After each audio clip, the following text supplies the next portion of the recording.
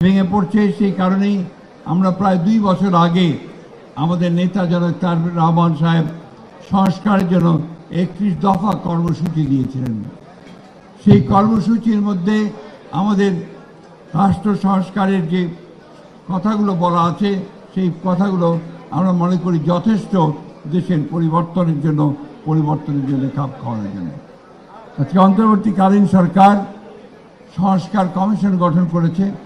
আমরা তাদের সঙ্গে সম্পূর্ণ যোগাযোগ রাখছি এবং তাদের যে প্রস্তাব সেই প্রস্তাবগুলোকে আমরা পরীক্ষা করছি এবং আমরা আমাদের মতামতগুলো সেইভাবে আমরা উপস্থাপিত করছি।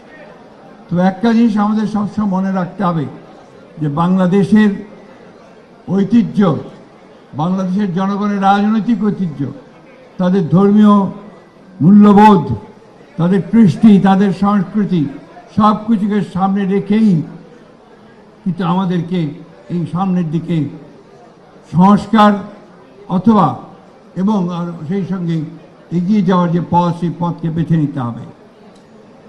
শুধুমাত্র অনেক ধারণা থেকে বিভিন্ন রকম ইউটোপিয়ান চিন্তা ভাবনা করলেই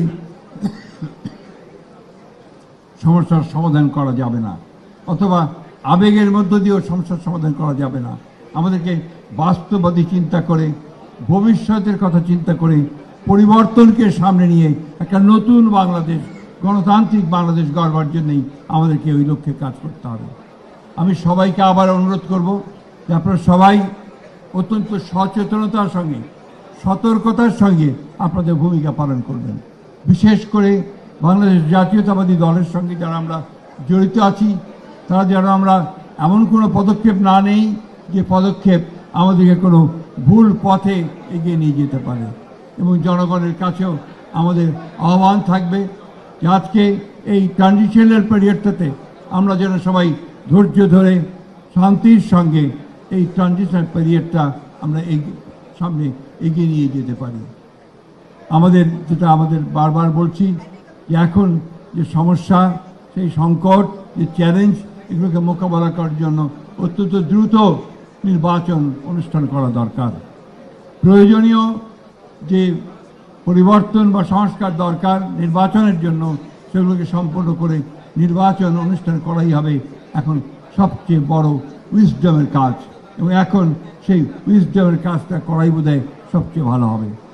আমাদের ভারপ্রাপ্ত চেয়ারম্যান বারবার এই একই কথা বলছেন যে আমরা যেন আমাদের পথকে ভুলে না যাই, আমরা যেন আমাদের সঠিক পথে পরিচালিত হই এবং একই সঙ্গে এমন কোনো ব্যবস্থা না নেই যে আমাদেরকে ক্ষতিগ্রস্ত করে। বিশেষ করে উনি গত পরশু যে বক্তব্য দিয়েছেন যে বাংলাদেশে যে উগ্রবাদের যে সূচনা হচ্ছে, পথ দেখা যাচ্ছে, এই ধরনের কোনো উগ্রবাদ আমাদের গণতান্ত্রিক পথকে সম্পূর্ণভাবে বিঘ্নিত করবে। আমরা যেন সেই পথে কোনো মতেই এগিয়ে না যাই। আজকে এই কথাগুলো বলে আপনাদের সকলকে আবারও স্বাগত জানিয়ে, ধন্যবাদ জানিয়ে আমি আমার বক্তব্য শেষ করছি। আসসালামু আলাইকুম। খোদা।